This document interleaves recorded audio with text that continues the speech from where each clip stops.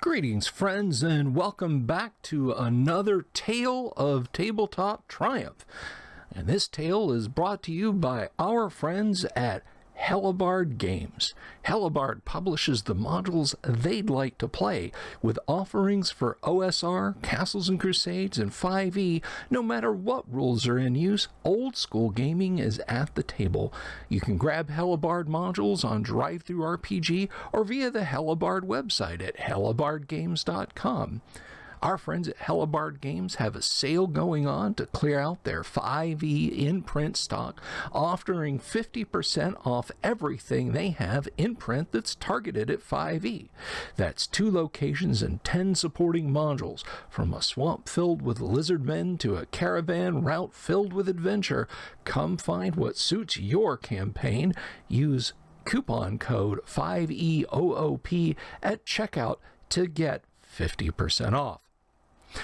Well, it's been a while since we've had a tale of tabletop triumph, so to make up for the lack, we have an extra long one from superfan Lightmane. Big thanks to him for this one, so let's jump right into it. This one is titled, The First Time I Played Dungeons & Dragons. I remember it well. The year was 1980. It was my freshman year in college, and my roommate said he's going to start up a D&D campaign. He had told me about this game before, and I was eager to see what it was all about. But listening to him and another friend try to explain it to me, I was only more confused and didn't understand the concept of the game at all. It didn't sound like a game. I wasn't sure what it sounded like. All I got was there weren't any winners or losers, and the game never actually ends. None of that made any sense to me at all when we were talking about a game. How can a game not have an end, let alone not have any winners or losers? He said that you'd play an entire evening, and when you stopped, the game didn't end. You simply picked up where you left off the next time everybody got together again. Well, basically, a character in the game, you could be a dwarf or an elf or a human, he said. And there were other races to choose from as well. And then there was your class. You could be a fighter or a ranger, a cleric or a paladin, a thief or a magic user. Paladins were really powerful, he said, while magic users sucked and were weak. Then why be a magic user, I asked. Because if you survive, magic users tend to become the most powerful. The conversation continued, but I really wasn't following any of it. We basically fight monsters and find treasure, and when you do that, you get what's called experience points. Once you get enough experience points, you go up a level. Again, I interrupted him. You realize I still have no clue what we're talking about, right? That's because I was thinking game like Monopoly or Stratego. Don't worry, he said. Once you start playing, it'll start to make sense, but I had my doubts. The DM describes what's happening, and we'll role play. Role play? I asked. You mean like acting? I'm no good at acting. That doesn't sound like much fun. Don't worry, he reassured me. All you have to do is tell the DM what you're doing, to which I thought to myself, how will I know what I'm doing if I have no clue what I'm doing?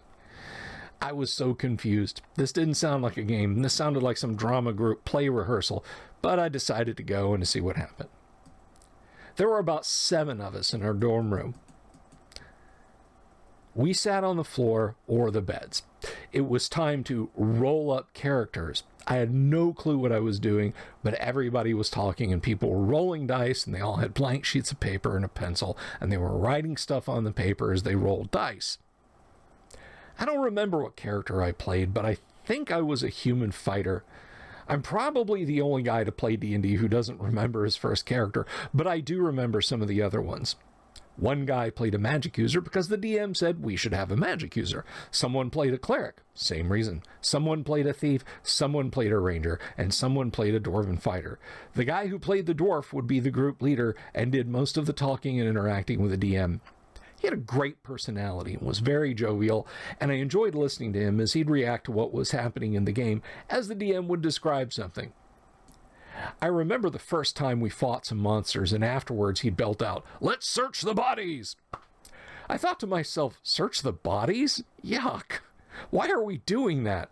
But some of those monsters had coins on them, copper pieces, silver pieces, and sometimes even gold pieces. The dwarf was always so happy when he found some money. Yes, he'd say, more money. Good, because we're going to need to get a lot of money to afford training.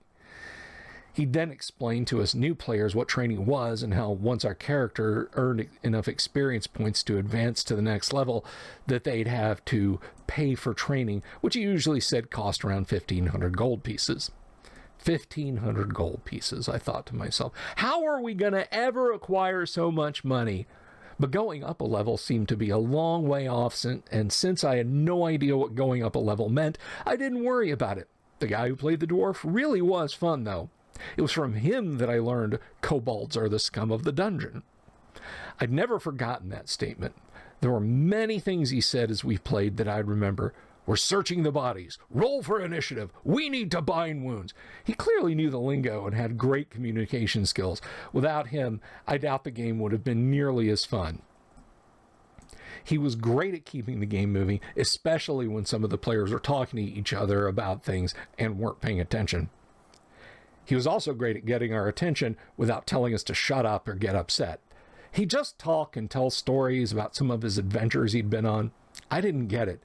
Adventures he'd been on? He sounded like he was one of those adventurers, like it had actually happened. I didn't follow half of what he was saying, but those who had played before really enjoyed the stories he was telling. I was mostly confused, but I did my best to listen and try to understand as much as I could, but I was still clueless as to what was actually happening. I didn't fully get what we were doing or how this was a game. I remember once we were walking through a forest and the DM said an ogre came out of the trees and he was hiding behind. The dwarf sounded scared. Ogres, he cried. No, they're like 10 feet tall. We should run. But the guy playing the ranger wanted to fight, so he attacked even though the dwarf said we should run. Thus, the ranger said he was attacking the ogre, therefore he was attacking the ogre.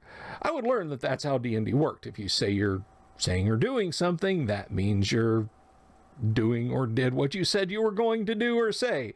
How's that for a confusing sentence? Great, said the dwarf, sounding a bit worried. 10 feet tall, I thought to myself. We're being attacked by a giant 10-foot tall ogre.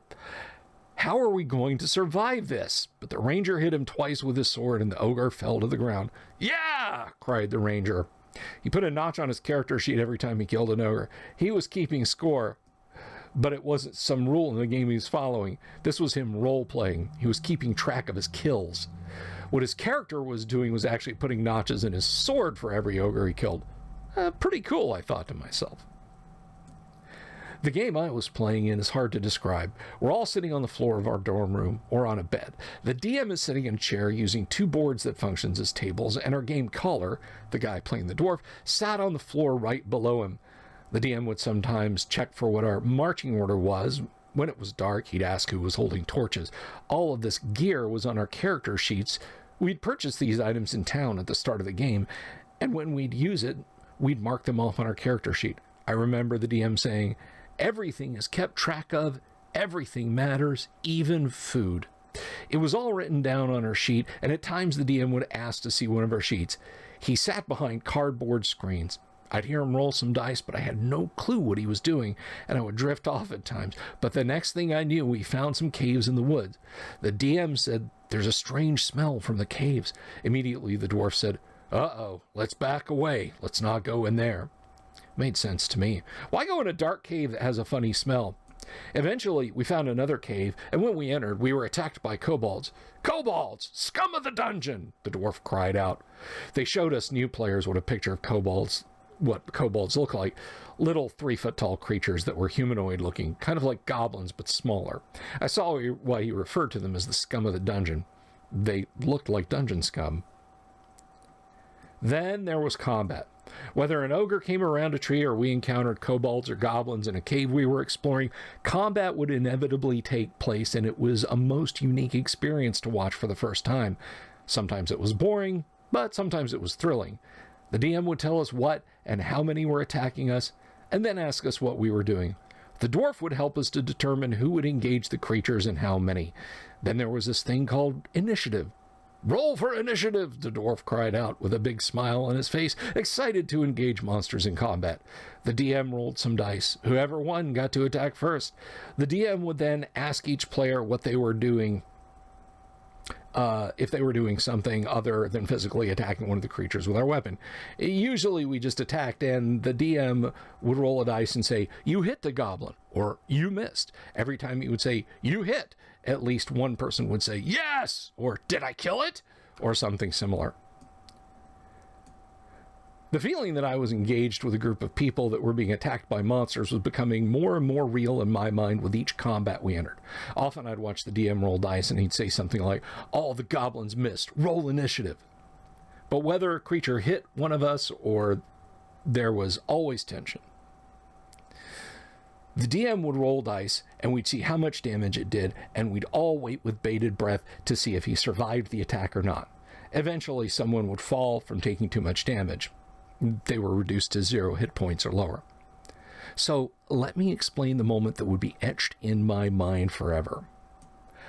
Remember, we were in the cave with the kobolds. Someone had fallen into a pit at one point, and then as we were about to engage some kobolds in battle, down the corridor to our left became a bunch of giant rats. The DM said, "You can't tell how many rats because it's kind of dark, but it's at least 10 rats. 10 rats, the dwarf cried. "We're in trouble. Maybe we should flee because we could all die."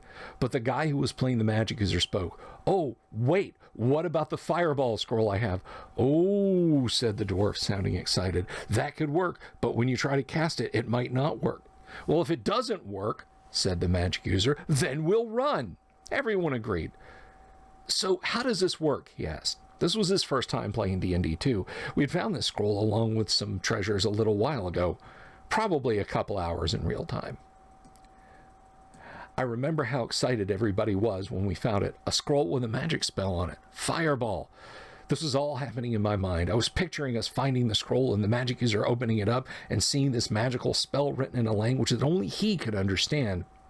I remember the guy who played the dwarf telling us how powerful a fireball spell was, that it was a 3rd level spell. At the time, our magic user could only cast one 1st level spell, and then all he could do was throw his dagger at monsters and hide behind the other characters, because he was the weakest member of the party, so he always tried to avoid having to engage a monster in melee. Also, he only had a few hit points and little to no protection, whereas fighters and clerics, even thieves, could wear armor, making it harder for monsters to hit them, but the magic user had nothing and was an easy target. It was then that I realized why my friend said magic users suck. The dwarf continued. "Well, there's good news and there's bad news. First, it might not work, causing this is a higher level spell than you're capable of casting. But because it's on a scroll, there's a pretty good chance you'll succeed at it, and if you do, it could wipe out all the rats." Now imagine in reality we're all having this conversation in a dungeon while being attacked by kobolds, and at least 10 giant rats are running towards us. The last line about killing all the giant rats made the magic user excited. "Oh, I'm so going to try to cast the fireball spell." Then he said, "Wait." The dwarf said there's a tiny chance it could backfire and blow up in your face.